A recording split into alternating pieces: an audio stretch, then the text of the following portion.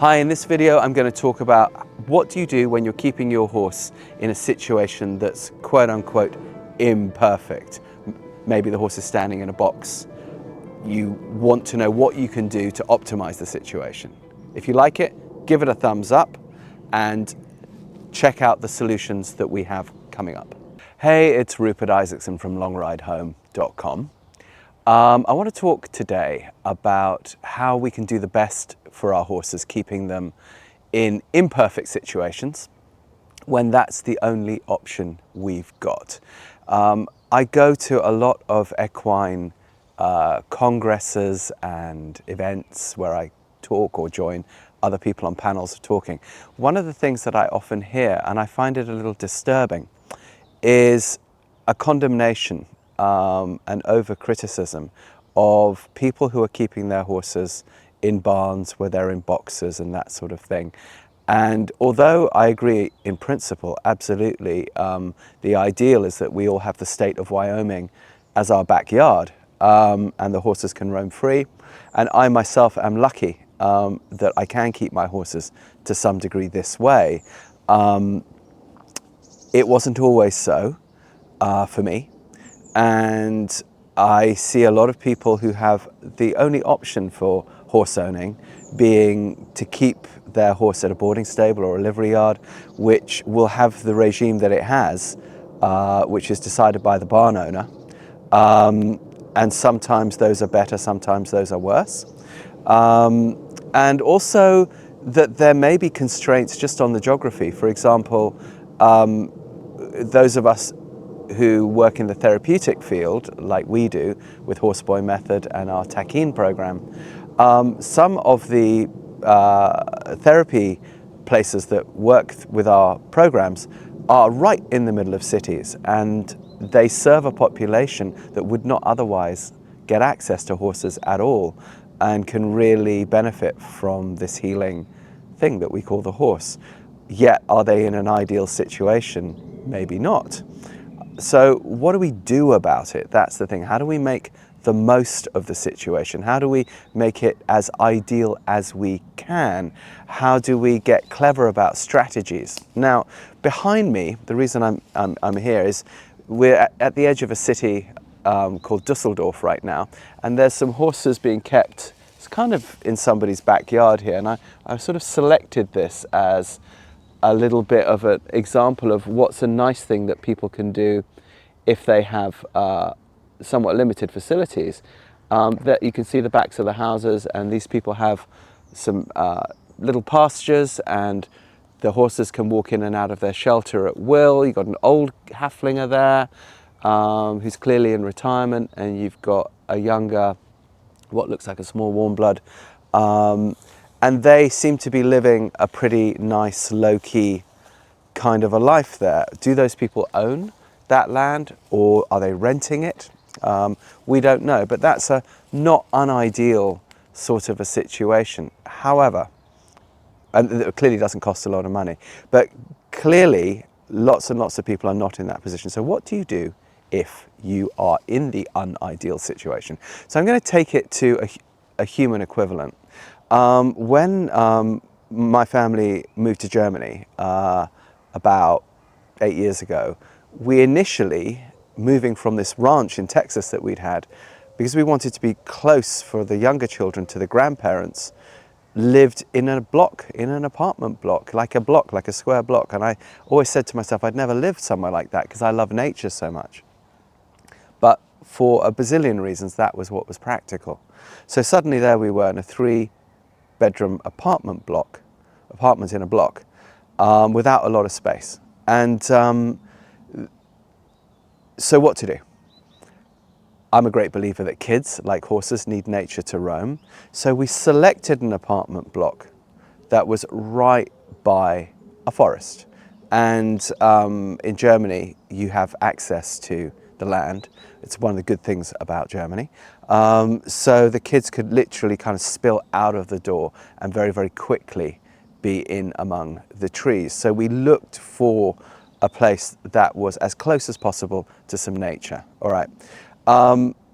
If we had been more inner city, I'd have looked for what was the quickest we could get to green space. For example, I was brought up largely in the middle of London, half there and partly on a farm in Leicestershire.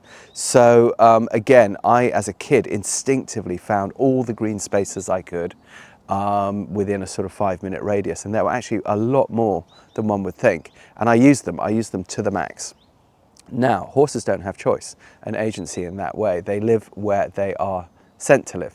So when we moved to Germany, we also went from keeping our horses living outside all the time in that slightly benign Texas climate to boarding them at a public livery yard, a stable. And the summer was great because the horses were turned out, not as much as I would like, but they were turned out a fair chunk of the day. But the rest of the time they stood in boxes. And in the winter, it was a real problem for me because they were turned out maybe 2 hours a day, if the barn owner decided that it was okay. And where they were turned out was on a really kind of barren, empty patch without even like free feed hay or anything. And they literally just kind of stood around. Our horses, they're party boys, they would play a bit, but a lot of the horses would just kind of stand around, and then they'd go back in their boxes for the next 22 hours, except for the time that their owners would come and work them. Okay, not ideal at all. What to do in that non-ideal situation? So we came up with strategies. One of our strategies was crazy time. So there was an indoor arena, and the indoor arena we could use if we were clever about the times that we used it, because of course other people wanted to use it, especially in the winter. But if we were clever about the times that people kind of weren't generally showing up, we could turn our horses out in there up to 4 at a time, because our horses are quite well integrated as a herd, and we would build up jumps for them and let them play. Not just jumps, but interesting questions with poles on the ground and that sort of thing. The horses loved it. You wouldn't even have to tell them to jump it. They just go straight in there and they'd start charging around and having fun.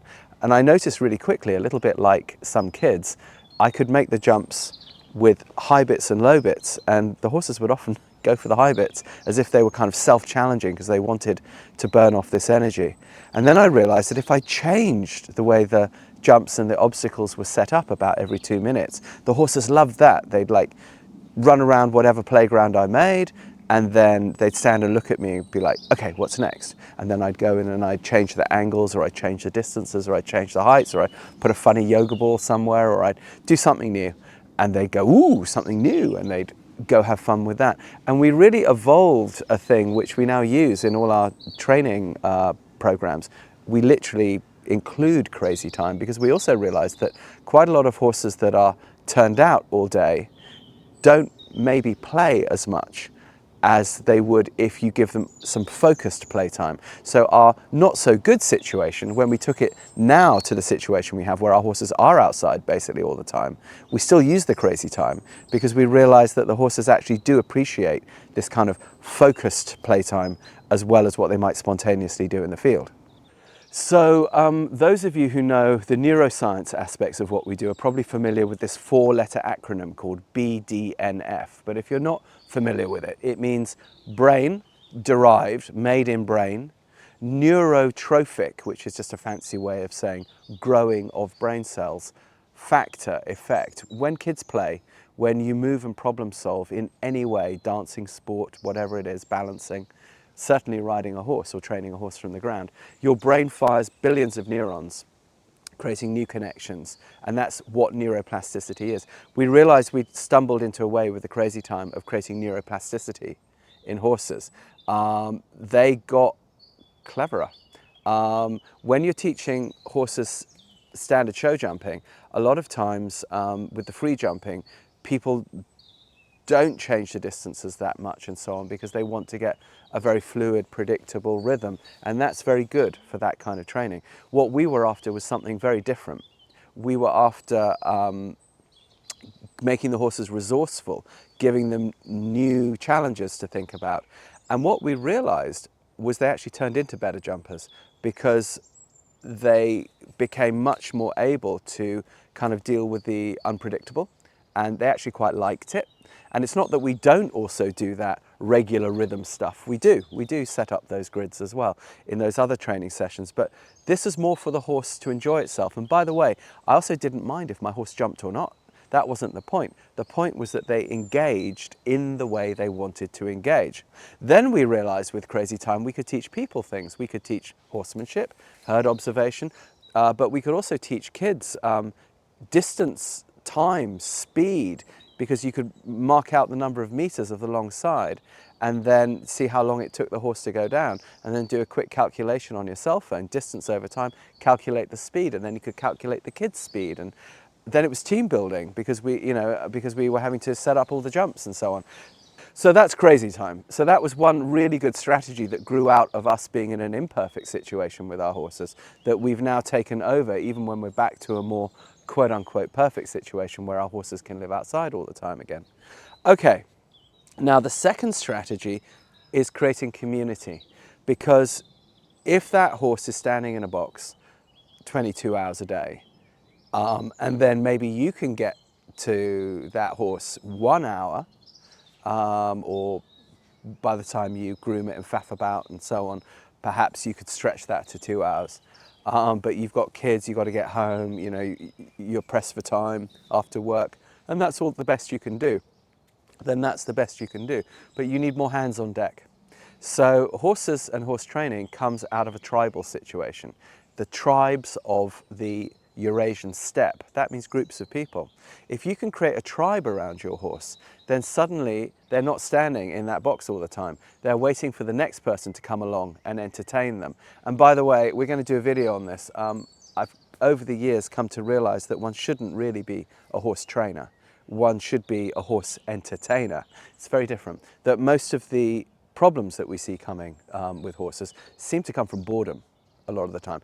And I think one can say the same about people. I can certainly say the same about myself. So entertaining and intellectual challenging and problem solving and puzzling and engaging curiosity, this seems to be the thing.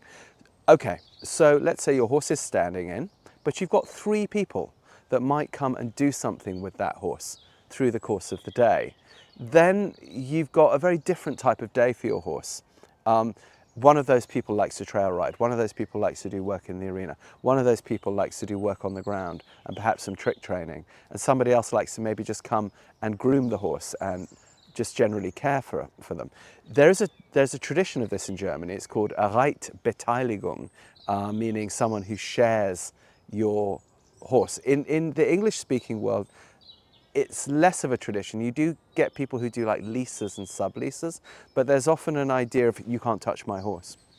And while I can understand that people might have that feeling, I think from the horse's point of view, it's just much nicer if there's a community of people around them who come in and mess about with them, doing different things through the course of the day, especially if they are standing in boxes. So if that is the situation you're in, can you throw it out to the universe? Who's my community here? You can put an ad in the equestrian press or online or on Facebook or something and say, okay, I'm in this situation.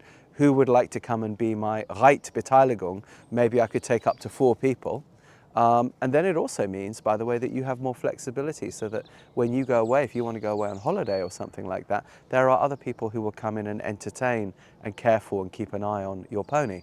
So we found that expanding the group of people around each horse really, really massively made a difference to the horse's quality of life in this imperfect situation.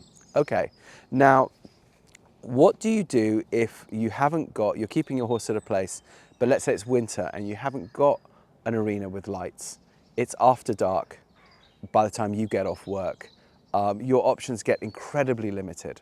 What then?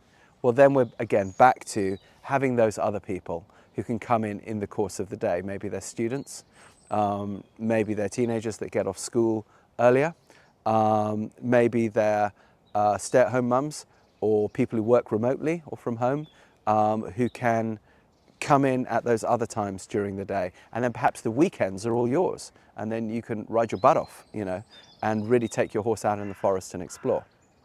Now, the next solution we came up with was riding and leading. And I had really grown up with this because although I grew up in London, I also partly grew up on a farm in Leicestershire, and there, when we were keeping the horses fit and getting them fit for hunting and eventing, we'd usually ride one, lead one, or ride one, lead two, along the lanes of Leicestershire, which back then were much quieter, less trafficky, but also had these big grass verges.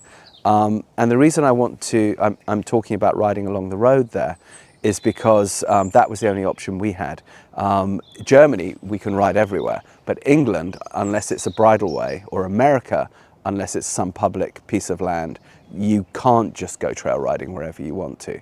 We know this. So, but if you can ride one, lead one, or ride one, lead two, then you can also ask a friend who hasn't got time to get to their horse that day if they will lead your horse off their horse, even if it's around the arena. And you can make that more interesting by, again, putting down poles on the ground and things like that, or putting down very, very small jumps that they can go over together, that sort of thing. So that even if trail riding isn't an option, they can at least do that, perhaps more than once in the day. And the horses like it, by the way, because it's social. Anything that you do with a horse that's social, the horses dig. Okay, that solution goes two ways, because then you can also take their horse leading when you ride, when they can't get to their horse. And again, this just promotes community and tribe, so that should some life event happen to you, even if it's a small one, like you've got the flu for a few days and can't get out, you've got other people there who will come in, who know your horse and who will entertain your horse. Now, finally, let's talk about the concept of work. So work versus play with horses. In the last few years, I've tried to use the word, work, around my horses less and less, because I realized that it was creating a dynamic, I think, in my head, where when I approached my horse, particularly when I went in the arena, I had this idea in my mind, I'm going to work. We're working our horse right now, and it's all very serious, and we're working on training goals and this and that. And I realized that just kind of wasn't much fun, actually. And if it wasn't much fun for me, presumably it wasn't much fun for the horse. And I was observing a lot of quite antagonistic, sort of not angry, but just permanently irritated rides of people going round and round the arena, just kind of, there's this kind of, it's not quite good enough, it's just not good enough feeling coming out of the human. And the horse was like kind of, oh, I don't know, this is just kind of, I don't know really quite what I'm expected to do here, kind of vibe coming off the horse. When you looked at it from the outside, they actually generally were always achieving their goals, but it just didn't look like a bundle of laughs. And if you think about it from our point of view as humans, how much do we actually want to work per day? I'm a bit of a workaholic. I mean, I love my work. I love writing, I love producing content, I love playing with my ponies, I love the work we do with special needs people and so on. But is that work, or is that interesting endeavors that lead to livelihood? Work to me is where you have to do that kind of really focused, full-on attention buy-in, where you've got to push everything else out of your mind and really just concentrate on that task. Task is the word there. I'm not sure how much of that per day a horse wants to do. So let's say you do an hour of that in the course of a day. For example, let's equate that to homeschooling a kid, which I have done. I found when I was homeschooling that you could get through in about an hour and a half to 2 hours what it took 6 to 8 hours in a regular school to do, just because there weren't as many kids, and so it just didn't take so long to get through things. So when your horse is interacting with you, when our horses are interacting with us, do they want to work all that time? Or would they also like to just kind of go explore? And would they also like to play? And would they also like to do stuff in social groups? And the answer, I would think, is probably yes, because like us, they're social mammals. So can we also set up the day for the horse where, sure, we can do some training, and we can do some really focused training, either for the physicality or for learning new things. But the rest of that time, can we not do things that are more playful, so that the horses relationship with the arena particularly isn't always like, oh God, here I go in the arena again, rolling their eyes, but kind of, ooh, what's shaking? What you got for me? Because this is a place where interesting things happen. Sometimes where I can go completely nuts, sometimes where I'm just turned out for a roll and hang out with my friends, sometimes where I'm jumping, sometimes when I'm doing this interesting dressage thing, sometimes where I'm learning tricks, sometimes when I'm just going in there to do something else, like work around barrels in a working equitation pattern or something. I used work, didn't I, instead of play. So it shows how ingrained that is. So if the horse's attitude is always kind of rather than and our attitude is a bit the same, then we can turn these imperfect situations into a sort of series of constant entertainments for our horse, which I think also feeds our own mental health, where we say, okay, we've got this limited space, we've got this limited time, but by basically cloning ourselves into a tribe, and by making sure that we add in all this playtime, as well as all this exploratory time, we can really enhance all of our qualities of life. Finally, if you have got trail riding, if you're lucky enough to have trail riding, use it. I know a lot of people are afraid to take their horses out, and for very good reasons. However, again, if you can get a group of people around you who do have experience in how to start horses to get safe trail riding, and if also you have a group of people that you can organize to go out with because you've now expanded your contact network around your horse, then horses love trails. They do. They just do. They're born to wander. So there's nothing a horse seems to enjoy more than going out and exploring the countryside with their human. So maximize that if you can. All of this said, I have seen stables where horses are standing in most of the time and really only going into the arenas, and yet are still happy. And I have also seen places where they seem to live out most of the time and are sort of depressed. That seems to come down to the quality of interaction that they have with their humans, the amount of times they get out of the stable, and the variety of stuff that they get to do once again when they're in that arena. So there are no hard and fast rules about this, and we certainly don't need to go around attacking each other over this. It's just that I wanted to draw attention to the fact that most people don't have the ideal situation and often do face criticism or internal criticism about, oh, I just don't feel I'm keeping my horse in the right way. If that's the case, what is the best we can possibly do? Last thing, I talked about those urban stables. Well, those urban stables had a really good system of rotating the horses out every 2 weeks to go to lovely big pastures out in the country near the city that they had organised. So the horses did get these regular breaks, and they also had regular playtimes, crazy times, which were social in the arena. And it seemed that, and because while they were in their working mode in the city, they had really a lot of kids coming every day, so that when they were standing in their box, they were actually kind of happy to chill. But the crucial thing was they were only in there for a couple of weeks. They did get that social playtime as well, and they got rotated out. And when they were rotated out, they were rotated out for about 2 weeks of just total decompression. So there seems to always be a solution. What's yours? What's your solution? We'd love to know. If you could put in the comments below, do you have strategies at your barn? What are the things that you do? As horse people, we should pool this knowledge. If this was in any way helpful, please do give it a thumbs up. Please do hit the subscribe button below. And if you'd like to go in a deeper dive on our horse stuff, go to longridehome.com, the Helios Harmony program. You can find all kinds of fun there.